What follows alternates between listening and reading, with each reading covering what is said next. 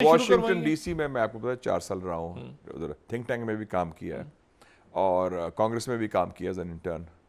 ये think tanks genuine think tanks नहीं है, ये फंडिंग पर काम करते हैं डिफरेंट लॉबियस के लिए, डिफरेंट डिपार्टमेंट के लिए, पेंटागन, और उनका एजेंडा फॉलो करते हैं। थिंक टैंक्स होता है कि आप थिंक करते हैं, थिंक तो है ही नहीं ना।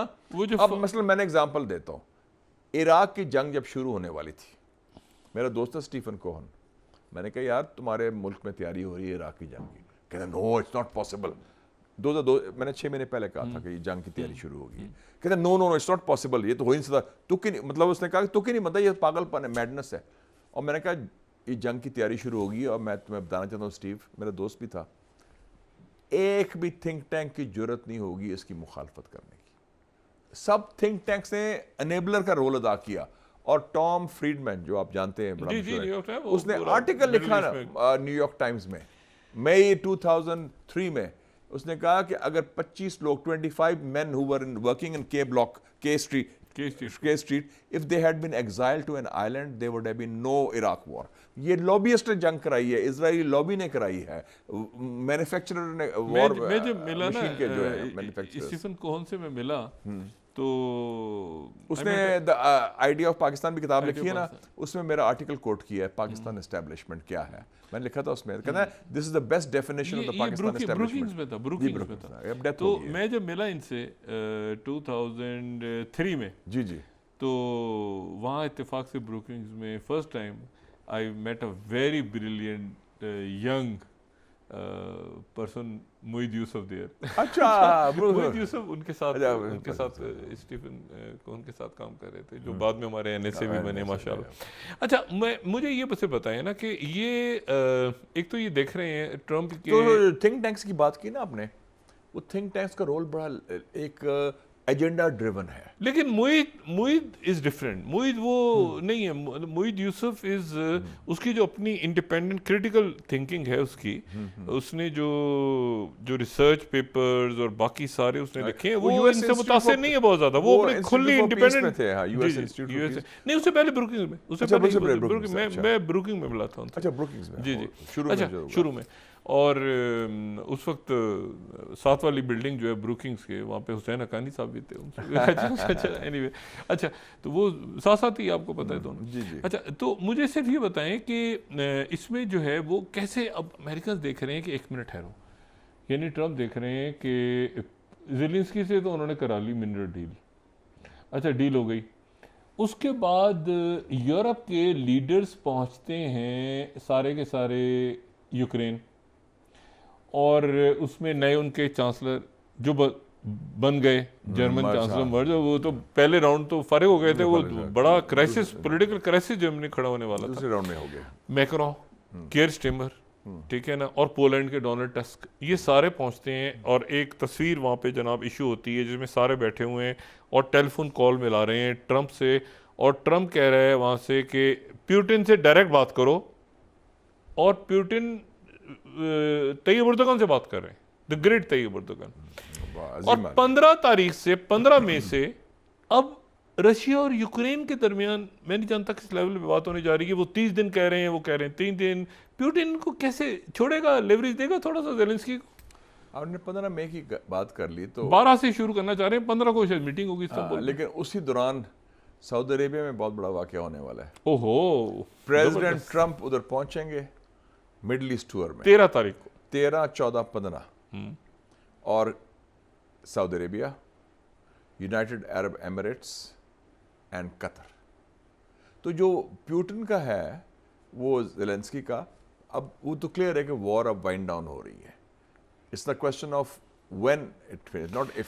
प्यूटिन ये मेरे ख्याल से 4 जो इलाके हैं इनको तो मनवा के दम लेगा। हाँ, वो कहता है कि ये अब ये कब्जा अब नॉन नेगोशिएबल, ये भी नहीं, और क्राइमिया तो उन्होंने पहले मान लिया, ट्रम्प ने कर दिया। ये 2 एरिया ना, लुहांस्क एंड डोनेट्स्क, ठीक है, दोनों जो है उन्होंने कहा ये हमारा है, क्राइमिया को वो रशियन आबादी ज्यादा है उधर, ठीक है ठीक है।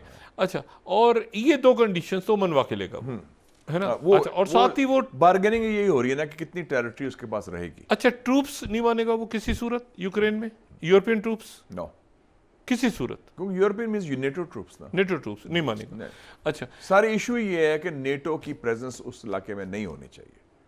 देखे ना गड़बड़ क्यों शुरू हुई, जब अमेरिका ने कहा कि यूक्रेन नेटो का मेंबर हो सकता है, तो नेटो की जो एक्सपेंशन है ईस्टवर्ड्स, जॉर्जिया से शुरू हुआ, और वो जो 2008 का फड्डा। देखे ना अक्टूबर 1990 में जेम्स बेकर अमेरिका का वजीर खारजा था, उसने गोर्बाचोव को वादा किया था कि आप मान जाएं जर्मन यूनिफिकेशन, हम वादा करते हैं यूनाइटेड स्टेट्स ऑफ अमेरिका कि हम नेटो को एक्सपैंड नहीं करेंगे और नेटो को आपके बॉर्डर तक नहीं पहुंचाएंगे, नॉट 1 इंच ईस्टवर्ड्स। नहीं, लेकिन पुतिन पीता रहा सारा मामला जॉर्जिया तक। हाँ, 2008 तक वो सब्र करता रहा कि ये फैल रहे हैं। लेकिन वो गड़बड़ तो शुरू हो चुकी गड़बड़ थी शुरू उसमें। हो चुकी थी। तो देखे ना अमेरिका ने तो वादा खिलाफी की ना, जो वादा किया था सोवियत यूनियन को, रूस को, वो तो अब वादे से फिर गए, तो फिर गाड़ी गड़बड़ शुरू अच्छा, हो गई। रोमानिया में इलेक्शंस का रिजल्ट आपके सामने, यूक्रेन के बॉर्डर्स हैं सारे,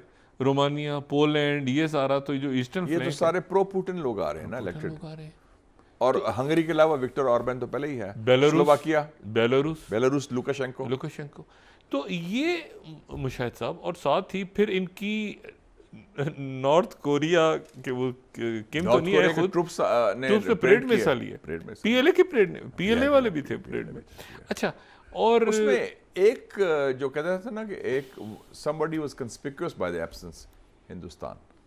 और नहीं, उसको मेरे ख्याल से आइडिया हो गया था पहले, उनके पास रियल टाइम इन्फो होगी। इसी ये मकबूजा कश्मीर में जो इन्होंने फॉल्स फ्लैग किया है, ये जो भी हुआ है फॉल्स फ्लैग ही है, या मतलब ऐसे। अब इशू तो उन्होंने पहले फारिग कर दिया था कि ना परे रखो उसको, घटिया आदमी को। अच्छा, लेकिन मुझे ये बताएं कि इसको वेस्ट कैसे देख रहे हैं अब, कि ये पूरा का देखे ना, चाइना, ये पूरा इंडो पैसिफिक, ट्रम्प कह रहा है, अभी टॉक्स हो रही हैं जिनीवा में, वो टॉक्स में मेरे ख्याल से वो दूसरा दिन है आज, टैरिफ के ऊपर अमेरिका। और पिछले साल इस परेड में 9 लीडर्स आए थे।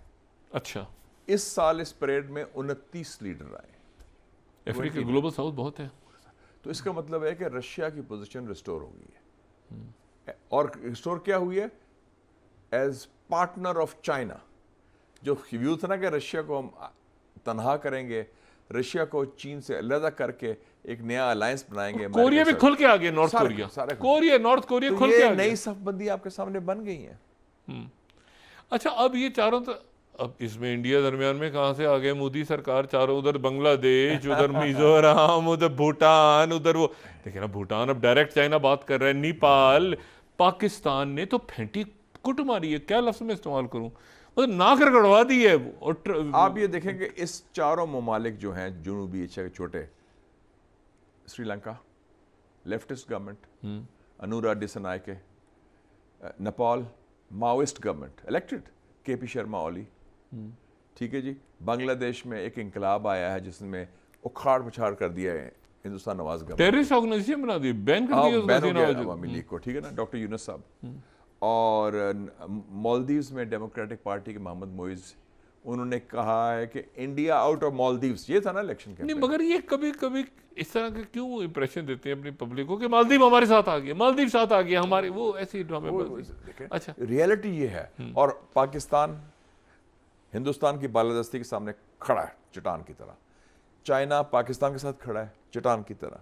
सो ये जो आप इस रीजन का भी जियोपॉलिटिक्स देखें तो और कल एक मीटिंग भी हुई है काबुल में, Pakistan, China and Afghanistan trilateral meeting after very important. ये देखें ना, वेरी मतलब एक नॉर्मलाइजेशन की तरफ जा रहे हैं। ये मेरे ख्याल से हम उसकी पिक्चर्स भी शायद यहाँ पे दिखाते हैं, मीटिंग हुई है, ये बिल्कुल हमारे पाकिस्तान, चाइना एंड अफगानिस्तान, ये ट्राइलैटरल मीटिंग तो इनके स्ट्रेटेजिक अलाई का क्या बनेगा, टीटीपी मोदी जी का ये ऑनेस्ट, ये मुशाहिद साहब, कैन यू इमेजिन कि स्ट्रेटेजिक एलाई आपका बीएलए और टीटीपी हो पूरी दुनिया में।